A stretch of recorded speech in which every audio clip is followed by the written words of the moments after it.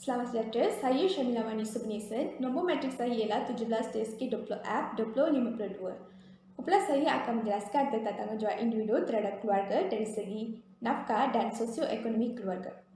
Nafkah bermaksud mengeluarkan atau menghabiskan bagi semua perkara yang diperlukan oleh manusia seperti makanan, minuman, pakaian dan tempat tinggal. Terdapat 4 jenis nafkah, iaitu nafkah individu terhadap dirinya, nafkah suami kepada isteri, nafkah usul iaitu ayah kepada furuh iaitu anak dan nafkah furuh kepada usul.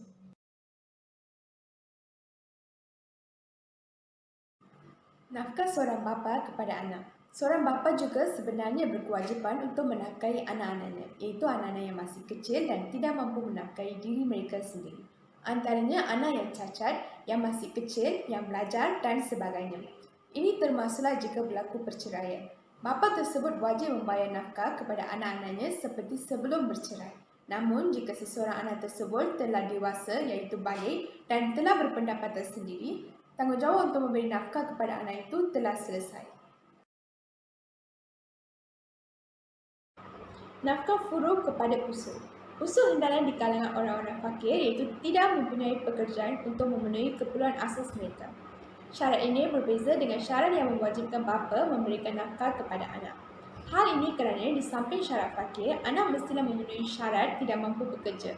Contohnya, kerana masih kanak-kanak, kurang upaya iaitu tidak boleh bekerja atau tidak waras. Perbezaan di antara bapa dan anak dalam isu ini ialah bapa tidak dipandang hina apabila menyuruh anaknya yang mempunyai kemampuan supaya bekerja. Tetapi anak dipandang hina apabila menyuruh ayah atau datuknya bekerja, memandangkan mereka telah lama bekerja dan bersungguh demi membesarkan furuh, lebih-lebih lagi jika mereka telah tua. Nama saya Barandraj, nombor matrik 17 DSK 20F 2066. Saya akan bincangkan tentang tanggungjawab individu terhadap keluarga dari segi aspek nafkah. Tanggungjawab terhadap diri sendiri, contohnya menyimpan wang kecemasan. Ianya sangat berguna jika berlakunya perkara seperti kemalangan atau ditimpa penyakit, boleh menggunakan wang simpanannya untuk mendapatkan rawatan. Selain itu, tanggungjawab individu kepada isteri. Isteri mempunyai hak untuk menuntut nafkah dari suami menurut peruntukan yang ada dalam Undang-Undang Keluarga Islam. Suami wajib memberi nafkah kepada isteri walaupun isteri ada harta atau pendapatan. Sekiranya isteri reda tidak diberi nafkah, suami terlepas dari kewajipannya. Namun suami enggan untuk memberi nafkah, nafkah tersebut akan menjadi hutang bagi pihak isteri. Kadar nafkah ialah melihat kepada keadaan suami.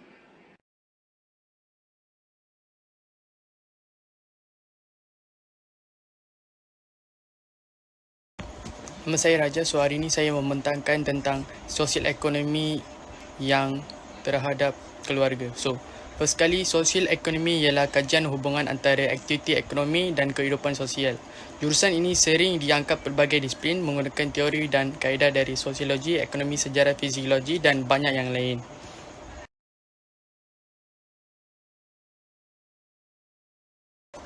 Seterusnya, saya akan membentangkan salah satu sosial ekonomi terhadap keluarga. Okey, keluarga merupakan lingkungan sosial pertama yang diperkenalkan kepada anak-anak atau boleh dikatakan seorang anak lebih mengenal kehidupan sosial dalam lingkungan keluarga. So, oleh itu, perkembangan kanak-kanak dalam keluarga banyak ditentukan oleh keadaan situasi keluarga dan pengalaman yang dimiliki ibu bapanya, supaya dalam kehidupan manusia kita akan mendapati bahawa pembangunan.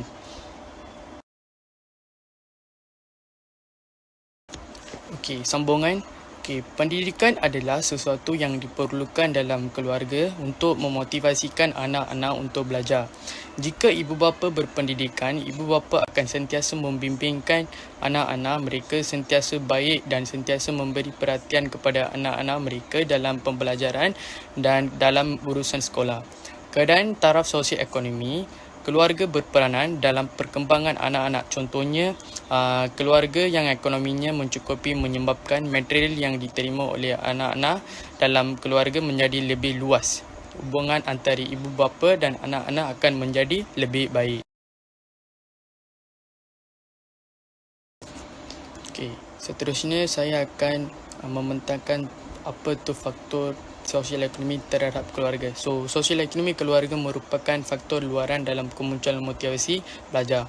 Sekiranya ibu bapa pelajar yang mempunyai status sosial ekonomi tinggi tidak banyak mengalami kesukaran untuk membeli buku teks, pensil, pembaris dan dalam pembelajaran. Pelajar yang berasal dari kaya keluarga mempunyai lebih banyak peluang untuk menjadi kreatif dan dapat memenuhi keperluan mereka.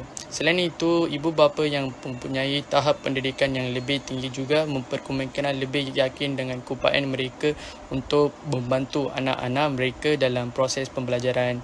Itu saja daripada saya. Terima kasih. Salam sejahtera. Nama saya Wityashini Ana Perempuan Kanan. Nombor matrik saya ialah 17 DSK 20F 2042. Saya akan menerangkan tanggungjawab individu terhadap keluarga dari segi sosioekonomi. Latar belakang status sosioekonomi merangkumi aspek bilangan isi keluarga, pendapatan ibu bapa, pekerjaan ibu bapa dan juga aspirasi sesebuah keluarga yang lazimnya dikaitkan dengan komponen teras sosial dan ekonomi.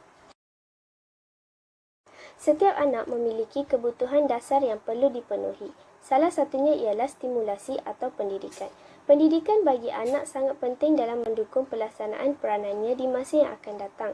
Pemenuhan pendidikan anak merupakan tanggungjawab utama keluarga kerana keluarga merupakan lembaga pendidikan pertama. Tanggungjawab ibu bapa ialah mereka harus mengajar anak untuk mendisiplinkan diri. Anak-anak yang berdisiplin akan lebih menghargai masa dan usaha mereka. Pastinya mereka ingin berjaya. Peranan ibu bapa dalam membantu kecemerlangan anak-anak dengan menerapkan disiplin dalam diri setiap anak supaya dapat melatih diri menjadi seorang pelajar yang cemerlang. Dalam membantu kecemerlangan anak-anak, ibu bapa mesti memastikan anak-anak mendapat didikan agama dan moral yang secukupnya sejak kecil lagi. Ia akan menjadi pedoman hidup untuk anak mengelakkan diri daripada perbuatan maksiat dan perbuatan negatif seperti menghisap rokok, minum arak, membeli dadah dan juga merompak. Peranan ibu bapa dalam mencorakkan pendidikan anak-anak mereka adalah penting. Tahap ekonomi keluarga seperti tahap kekayaan atau kemiskinan juga memberi kesan terhadap pencapaian anak-anak di sekolah. Paling penting ialah komitmen ibu bapa dan guru yang boleh diklasifikasikan sebagai usaha dan ikhtiar paling efektif dalam menempa, mengukir dan menjana kecemerlangan pelajar. Sebagai ibu bapa, kita haruslah memberi dorongan dan tunjuk ajar kepada anak-anak. Peribahasa juga mengatakan melentur buluh biarlah dari rebungnya. Sejak anak kecil lagi, ibu bapa perlu memainkan peranan dalam membantu meningkatkan kecemerlangan anak-anak mereka.